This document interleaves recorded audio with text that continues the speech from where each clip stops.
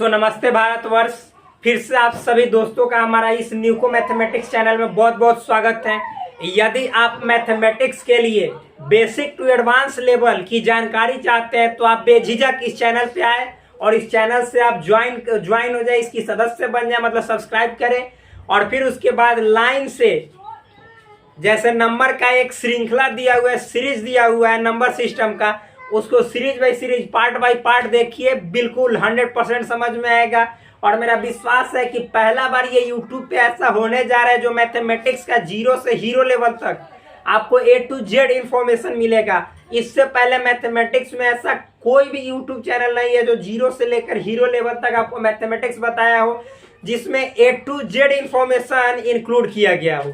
आपको इस जो चैनल है, इस चैनल के माध्यम से सबसे पहले तो मैंने नंबर सिस्टम का जितना जो टाइप्स होता है, जैसे डेसिमल नंबर सिस्टम क्या होता है, बाइनरी नंबर सिस्टम क्या होता है, और फिर उसके बाद ऑक्टल नंबर सिस्टम क्या होता है, हेक्साडेसिमल नंबर सिस्टम क्या होता है, उसके बाद रोमन नंबर सिस्टम क्या होता है, सबका कन्वर्जन, जितने जो ये टॉपिक्स है, ये जो कोर टॉपिक्स है नंबर सिस्टम का, वो सब हमने क्लियर कर दिया था। और फिर यदि आप जैसे 6, 7, 8, 9, 10, 11, 12 या कोई ग्रेजुएशन या कहीं भी पढ़ रहे हो या कोई कम्पिटिटिव एग्जाम्स की तैयारी कर रहे हो, फिर भी या यूपीएससी लेवल तक की बात बोल रहे हैं हम, यदि आप यूपीएससी लेवल का मैथमेटिक्स भी जानना चाहते हैं तो उसमें भी नंबर सिस्टम से बहुत सारे क्वेश्चन आते हैं, बाइनरी नंबर सिस्टम से स्पेशली, तो उसमें आपको बहुत ज़्यादा हेल्प करेगा।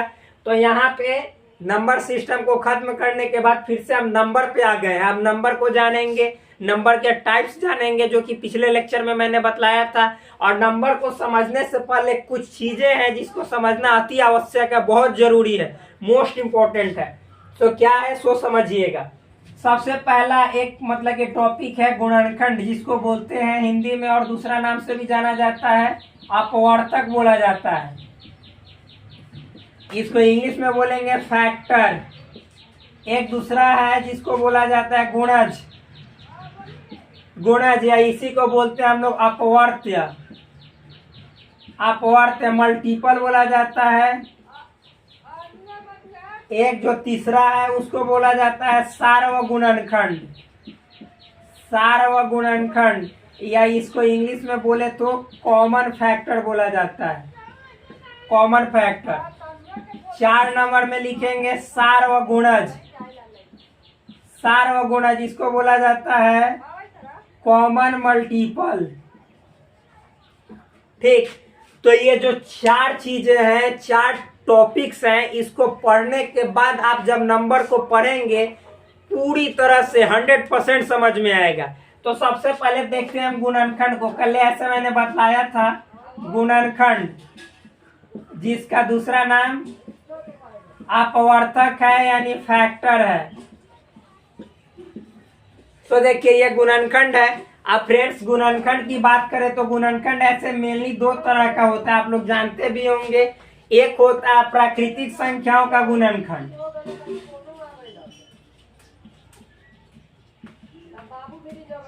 प्राकृतिक संख्याओं का गुणनखंड होता है, जिसको बोला जाता है फैक्टर ऑफ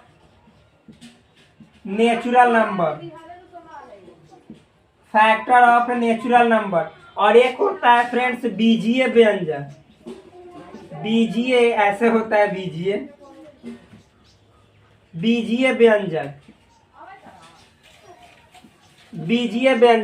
व्यंजक का मतलब होता है जो अलजेब्रिकल, क्या बोलते हैं, जो अलजेब्रिकल होता है,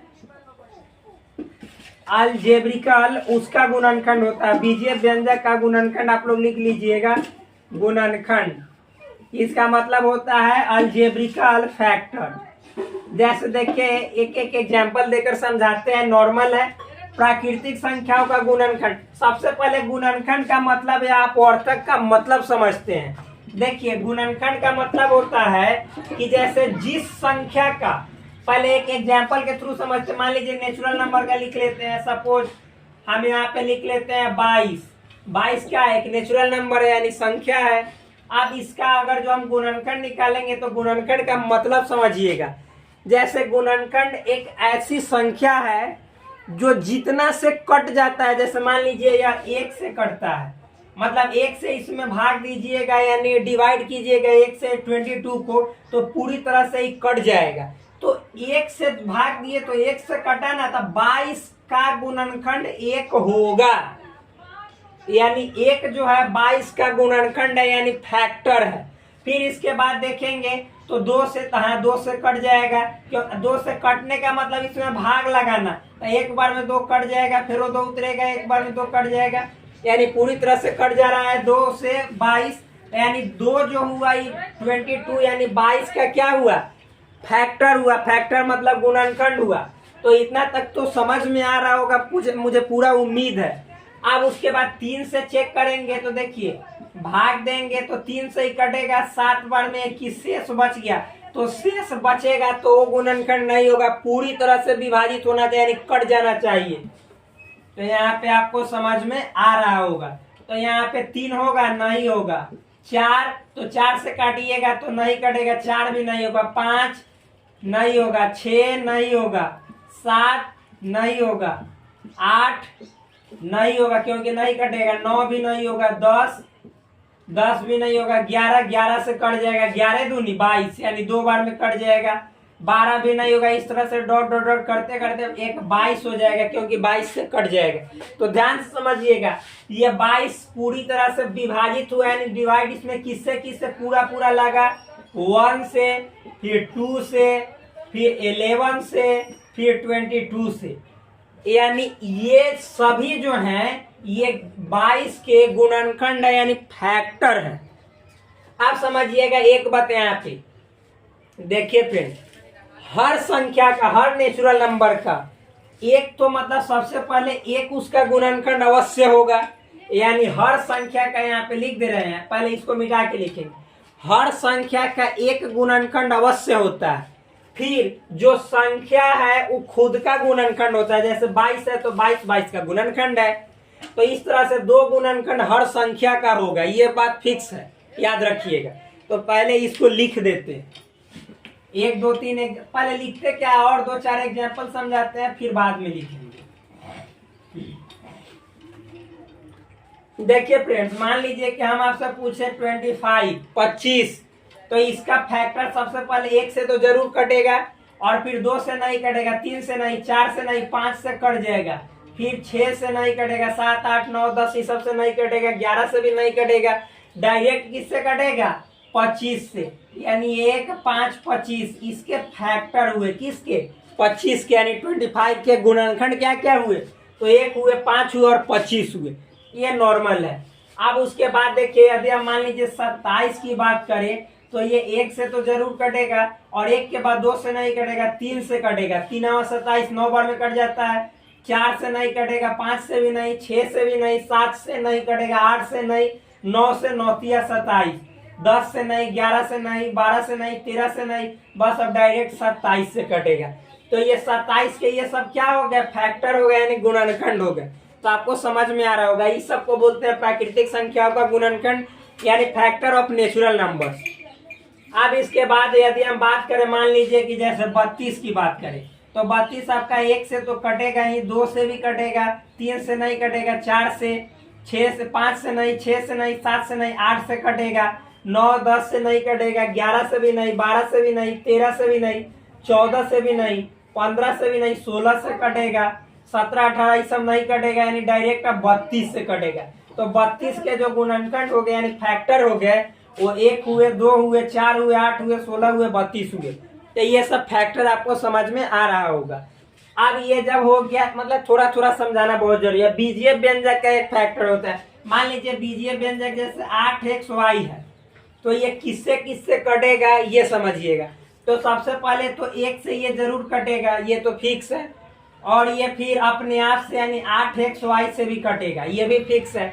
और फिर फ्रेंड्स ये देखिए 8 से कटेगा कि ना, 8 से भाग लगाइएगा तो 8 से कट जाएगा, फिर ये x से भी कटेगा, समझ में आया, फिर y से भी कटेगा, और एक 8xy से कटेगा। तो इसके फैक्टर ये हो गए। ये सब नॉर्मल है, ये सब जब हम क्लास वाइज पढ़ाएंगे, जैसे क्लास 6 हो गए, 7 हो गए, 8 हो गए, 9 हो गए, 10 11 12, तो जब 6 से स्टार्ट करेंगे उसमें आपको बतलाया जाएगा। तो यहाँ पे ये बीजीय व्यंजक का गुणनखंड होता है। इसी में हम लोग पढ़ते हैं क्या, जैसे मान लीजिए एक्स स्क्वायर प्लस 6x है, फिर उसके बाद 8 है बराबर 0, तो इसका गुणनखंड, ये सब बीजीय व्यंजक के गुणनखंड में आता है।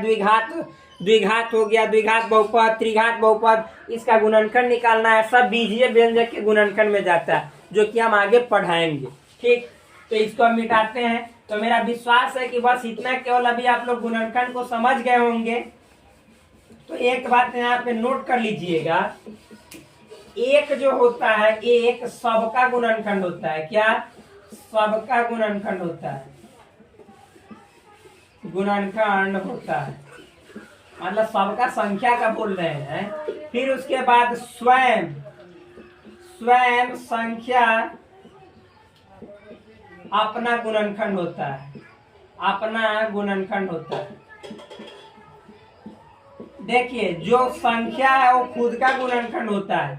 ये मतलब कि दो चीजें याद रखनी है, एक तो सबका फिर गुणनखंड होगा, और जो संख्या है स्वयं किसी का न कि सबका गुणनखंड होता है, यानी अपने आप का गुणनखंड होता है। तो ये समझ में आ गया होगा। अब हम बात करते हैं, जब गुणनखंड हो गया तो अब बात करते हैं किसकी, गुणज की। अब गुणनखंड को अपवर्तक भी बोला जाता है, यानी फैक्टर बोला जाता है। अब आगे गुणज की बात करते हैं। देखिए गुणज क्या होता है, ये भी नॉर्मल है। देखिए फ्रेंड्स, गुणज समझिएगा।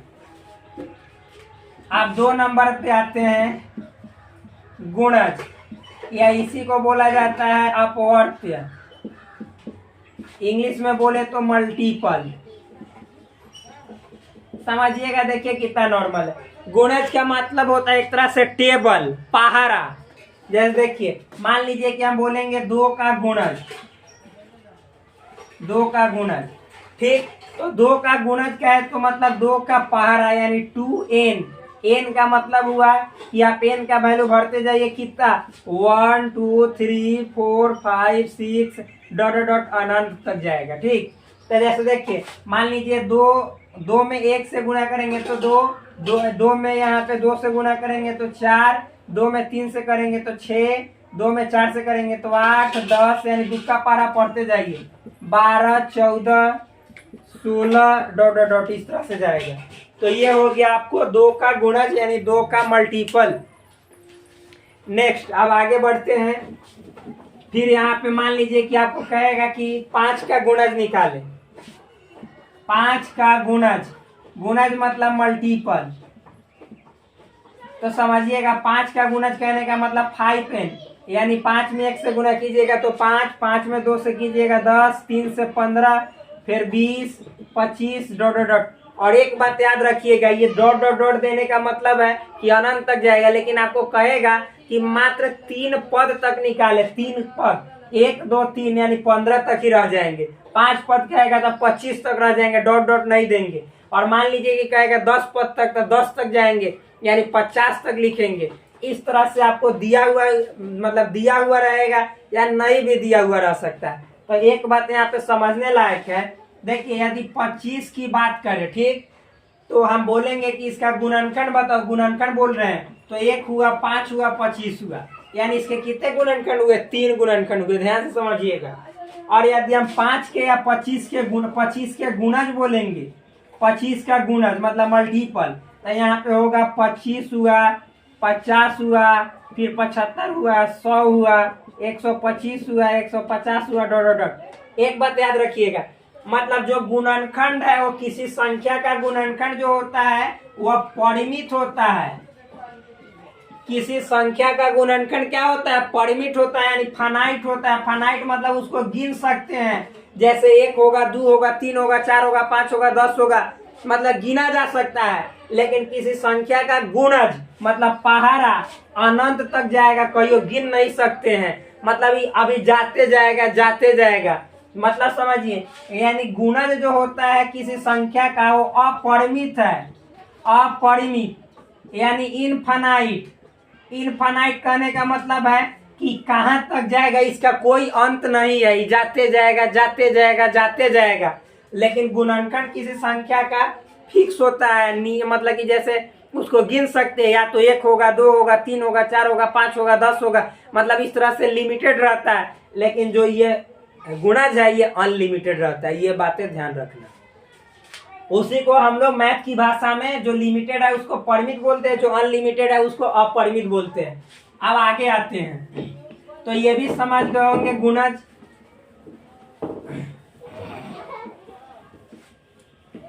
अब आगे बढ़ते हैं सार्वगुणनखंड। देखिएगा सार्वगुणनखंड के लिए एक से अधिक संख्या लेकर बढ़ा जाता है। जैसे मान लीजिए कि हम यहाँ पे लेते हैं दो संख्या, ये गुणनखंड की बात बोल रहा है। सपोज 15 ले रहे हैं, फिर उसके बाद मान लीजिए कि 30 ले रहे हैं, 30 नहीं, सपोज मान लीजिए कि 18 ले रहे हैं, जो भी बोल रहे हैं बोलिए। तो एक बात समझिएगा यहाँ पे, जैसे 15 के यदि गुणनखंड की बात करेंगे, फैक्टर की बात करेंगे, तो 15 कौन कौन से कटेगा? एक से तो हमेशा ही सबका होता है एक गुणनखंड, मतलब एक जो होता है सभी संख्याओं का गुणनखंड होता है। अब फिर उसके बाद हम लोग 3 से कटेगा या 5 से कटेगा, स्वयं 15 से कटेगा। और 18 की बात करें तो 1 से तो होगा ही, 2 से होगा, 3 से होगा, फिर 6 से होगा, 9 से कटेगा और स्वयं 18 से कटेगा। अब सार्वगुणनखंड समझा रहे हैं। 3 नंबर जो है सार्वगुणनखंड, गुणनखंड यानी इंग्लिश में बोले तो कॉमन फैक्टर। देखिएगा समझिएगा, कॉमन फैक्टर यानी दोनों में कौन कौन सा जो फैक्टर है वो कॉमन है, मतलब दोनों में कौन कौन सा गुणनखंड है वो कॉमन है। तो एक तो है ही, एक तो सब में कॉमन होगा। फिर उसके बाद 3, देखिए 3 कॉमन है। फिर उसके बाद कोई ऐसा संख्या दिखलाई दे रहा है जो कॉमन है? नहीं। तो इसका जो सार्वगुणनखंड हो गया, सार्वगुणनखंड, वो क्या हो जाएगा? 1 हो जाएगा और 3 हो जाएगा। यही आंसर हुआ। समझ में आ रहा है? यानी दोनों में जो कॉमन है वही गुणनखंड को सार्वगुणनखंड हम लोग बोलते हैं।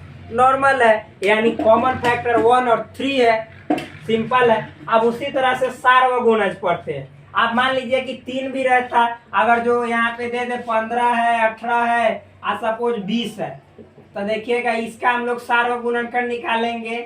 सार्वगुणनखंड याद रखिएगा, यानी कॉमन फैक्टर। देखिएगा क्या होगा, तो 1 होगा, इसका 3 होगा, 5 होगा, 15 यानी 15 का गुणनखंड। इसका 1 होगा, 2 होगा, फिर 3 होगा, 6 होगा, 9 होगा, 18 होगा, 20 का होगा 1, 2, 4 होगा, 5 होगा, 10 होगा, 20 होगा। अब देखिए तीनों में जो कॉमन आए उसको सार्वगुणनखंड यहाँ पे बोलेंगे। तो बताइए तीनों में कॉमन क्या है? तीनों में कॉमन तो सिर्फ एक ही संख्या दिखलाई दे रहा है, जो क्या है? 1। तो इसका लिखेंगे सार्वगुणनखंड, सार्वगुणनखंड 1। नॉर्मल है, समझ में आ रहा होगा। तो ये आप मिटाते हैं। अब हम आगे बढ़ते हैं क्या? सो सार्वगुणज।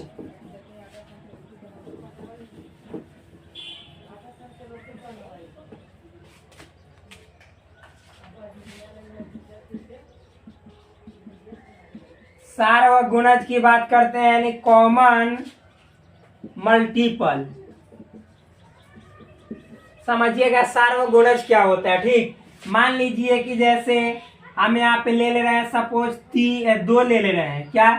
2 कहें कि 2 का गुणज, 2 का गुणज, ठीक, फिर 3 का गुणज। देखिए 2 का गुणज यानी 2 का पहाड़ा, टेबल। तो 2 इकाई 2, 2 दूनी 4, 2 तिया 6, 2 चौके 8, 2 पचे 10, 2 छके 12, 2 सते 14, 2 आठे 16, 2 9 18। बस यहाँ तक लिख के डॉट डॉट चल जाइए। ठीक, फिर उसके बाद 3 का, तो 3 इकाई 3, 3 दूनी 6, 3 त्रिक 9, 3 चौके 12, 3 पचे 15, 3 छक 18, 3 सते 21, 3 आठे 24, 3 27, डॉट डॉट डॉट, इस तरह से चले जाइए। यहाँ पे देखिएगा तो दोनों में जो कॉमन होगा उसी को हम लोग बोलेंगे सार्वगुणज, यानी कॉमन मल्टीपल। तो यहाँ पे देख सकते हैं 6 है, फिर उसके बाद आगे देखने को मिलेगा 12 है, फिर उसके बाद 18 है। तो यानी यहाँ पे लिखेंगे हम लोग सार्वगुणज। सार्वगुणज कहने का मतलब कॉमन मल्टीपल, कॉमन मल्टीपल। तो कॉमन मल्टीपल में क्या आ जाएगा? 6 आ जाएगा, 12 आ जाएगा, 18 आ जाएगा। कहने का मतलब यहाँ पे समझ सकते हैं, जो हमारा ये 2 और 3, 2 और 3 का जो गुणज प्राप्त होगा, सार्वगुणज प्राप्त होगा, वो 6 का गुणज दिखाई दे रहा है। देखिए 6 का 6, 6 दूनी 12, 6 3 18, 6 4 की 24, 6 5 30 जाएगा और आगे बढ़ते जाएगा। यानी जो प्राप्त होगा क्या होगा, 6 का गुणज होगा। तो आप इसको 6 12 18 24 30 करके लिखिए, या 6 का गुणज लिख दीजिए, यानी मल्टीपल ऑफ 6 लिख दीजिए। दोनों बात सेम ही है, बराबर है। दिखलाई दे रहा है कि ना, देख ले रहे हैं एक बार। बिल्कुल स्पष्ट रूप में दिखलाई दे रहा है, कोई यहाँ पे डाउट वाली बात नहीं। यानी 6 का गुणज, यही 6 का गुणज हो जाएगा। तो इसको बोलते हैं हम लोग सार्वगुणज। अब आगे बढ़ते हैं। तो ये खत्म हो गया, नॉर्मल था। आप लोग अगर नहीं समझ में आए तो इसको फिर से पॉज कीजिए, बैक जाइए और देखिए, जरूर समझ में आएगा। अब आगे बढ़ते हैं फ्रेंड्स। हम इसमें जब यहाँ तक ये चीजें समझ में आपको आ गया, तब हम स्टार्ट करते हैं संख्या को। पहले देख लेते हैं ये वीडियो कितने मिनट का गया। ये वीडियो आपको 20 मिनट तक पहुंच चुका है। अभी हम मतलब कि जैसे सोच रहे हैं कि यदि इसको आगे, संख्या को आगे बढ़ाएंगे तो फिर फ्रेंड्स एक भी संख्या सही से नहीं पढ़ पाइएगा।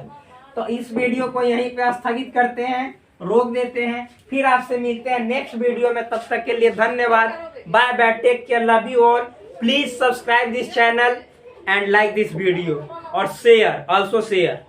That's all.